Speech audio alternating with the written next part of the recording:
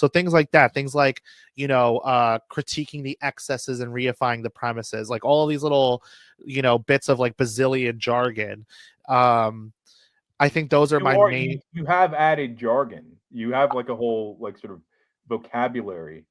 There should be Yeah, a glossary, except I it's all readily understood though. So that's the kind of virtue of your glossary. Whereas I think a lot of the language that I use, because I've developed my own glossary as well, is more arcane and requires more explanation. But I think you're more readily understood. To your credit, we know what a I, patronage network is. So, but you through your skill in the language, you developed a, a very useful term, essentially. You know. yeah, and I think I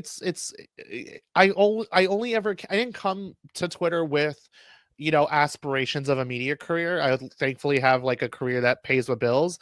But I did come here with the intention of like giving my peers in the audience these kind of rhetorical tools that they could help kind of navigate the media market themselves and not get kind of caught up in, in these patronage networks. It's like, it's one thing to be patronized, right? To be put on, to be like, all right, I'm getting invited to this and that, and I'm, getting published here and there.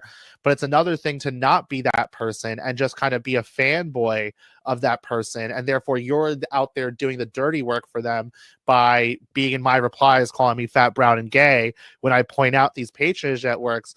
And I think that's another thing that I kind of pride myself in, is kind of like snapping grown men out of it and kind of just being like, listen, buddy, you're in a media market. This is a patronage network. This is about selling takes. It's about these people advancing their media careers, and their wins are not necessarily your wins.